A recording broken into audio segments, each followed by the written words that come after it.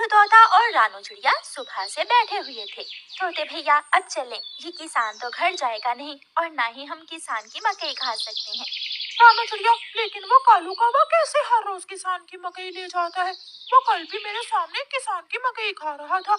मैंने पूछा तो कहने लगा ये किसान के खेत से लाया हूँ। वो एक नंबर का चोर है, किसी न किसी तरह वो मकई चोरी करके ले जाता होगा। किसान खेत में काम कर रहा था और चिड़िया और तोता बिना मकई खाए ही जंगल वापस चले जाते हैं।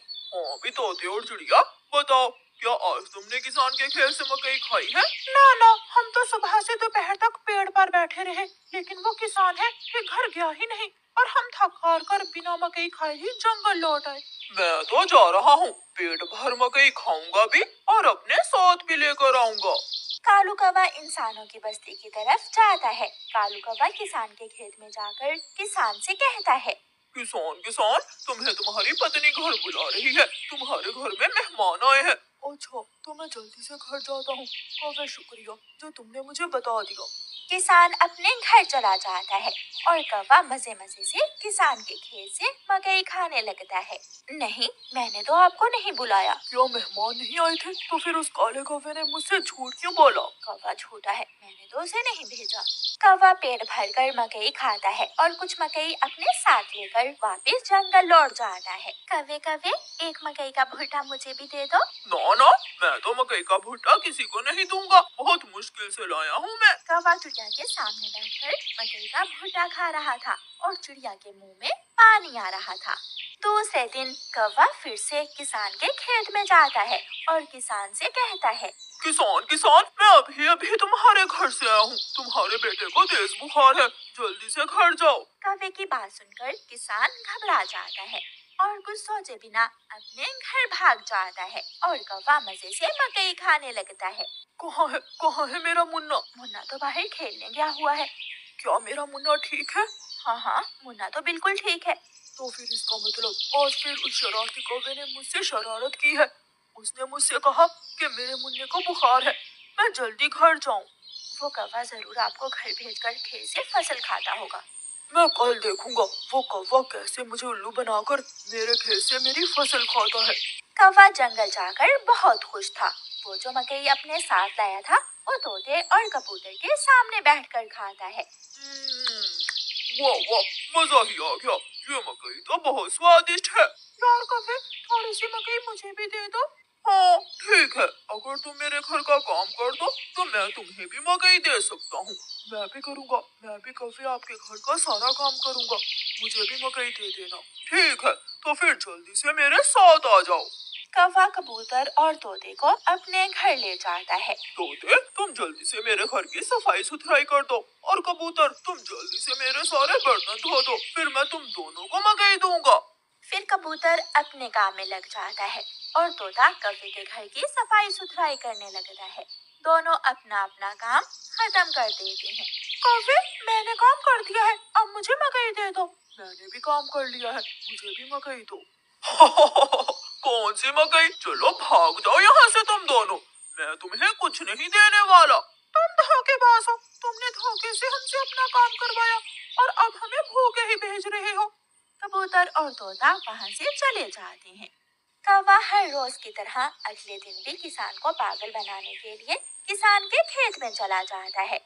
कौवा किसान के पास जाता है और किसान से कहता है, किसान किसान, मैं अभी अभी देख कर आया हूँ, तुम्हारी गाय जंगल की तरफ जा रही है, शायद उसकी रस्सी टूट गई होगी। मेरी गाय को तो शेर खा जाएगा। कौवे, मैं जल्दी से जाकर अपनी गाय को बचाता हूँ। किसान वहाँ से जाता है, लेकिन आज किसान थोड़ी दूर जाकर पेड़ के पीछे छुप जाता है। कौवा किसान के खेत में जाकर मकई खाने लगता है। तो ये कौवे का बच्चा इसलिए मुझे हर रोज किसी न किसी तरह खेत से भेज देता है। जब तक मेरे पास बड़ा दिमाग है, मुझे किसान की फसल खाने से कोई नहीं रोक सकता। किसान के पास बंदूक थी। किसान बंदूक चलाता है और गोली सीधी जाकर कौवे की टांग पर लगती है। कौवा बहुत मुश्किल से वहाँ से भागता है और किसी न किसी तरह अपने जंगल वापस पहुँच जाता है। वो अपने घर के बाहर आकर गिर जाता है। हाय, मर गया, मर गया। दफा का जिक्र है कि एक आदमी के पास एक गधा था जिस पर वो नमक लादकर मंडी बेचने जाया करता था। मंडी तक जाने के लिए उसको एक नदी से गुजरकर जाना पड़ता था। आदमी और गधा मंडी की तरफ रवाना हुए।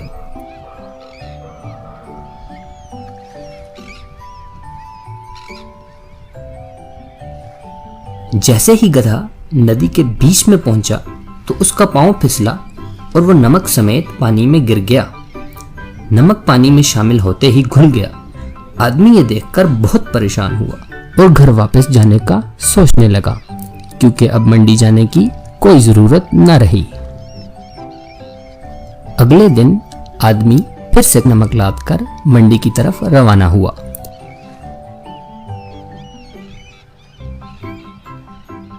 मगर इस बार कामचोर गधा जानबूझकर नदी में बैठ गया। सारा नमक घुलकर नदी में बह गया। गधे का वजन फिर से कम हो गया। आदमी को गधे की मक्कारी समझ में आ गई। अगले दिन उसने गधे की पीठ पर नमक के बजाय रुई का एक बड़ा सा गट्ठा लाद दिया और उसे मंडी की ओर ले चला।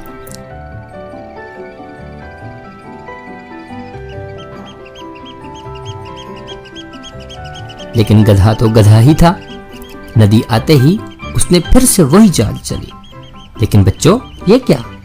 रुई के गट्ठे में पानी भर गया और गधे का बोझ कई गुना बढ़ गया। अब तो उससे चलना भी बहुत मुश्किल हो गया। जब गधा ना चल पाया तो आदमी ने डंडे से उसकी खूब पिटाई की। फिर कभी गधे ने पानी में गिरने की कोशिश नहीं की।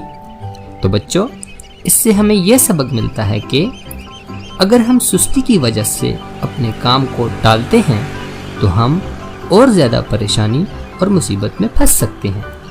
इसीलिए काम से जी चुराने वाले को कामचोर कहते हैं।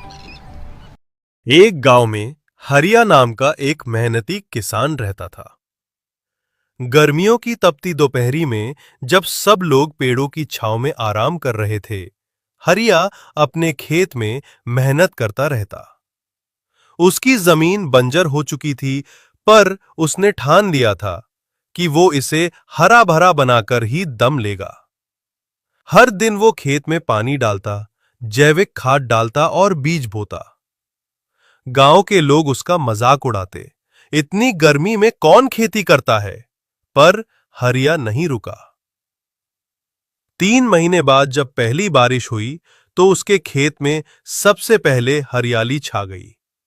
लोग हैरान रह गए। जहां सबके खेत सूखे थे, वहां हरिया के खेत में फसल लहलहा रही थी।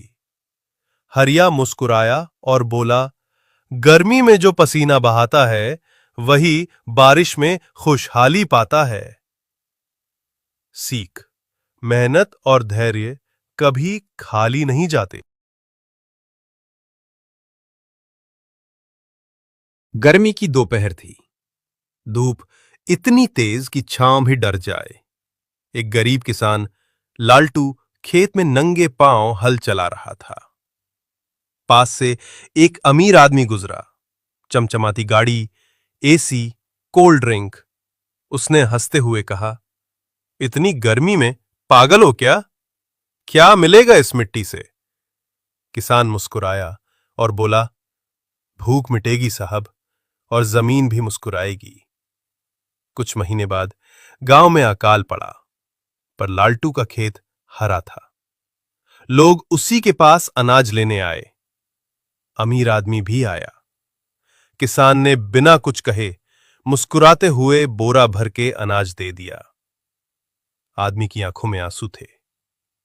अब समझ आया पसीने की मिठास क्या होती है। सीख: गर्मी हो या मुसीबत, जो मेहनत से ना डरे वही असली अमीर होता है।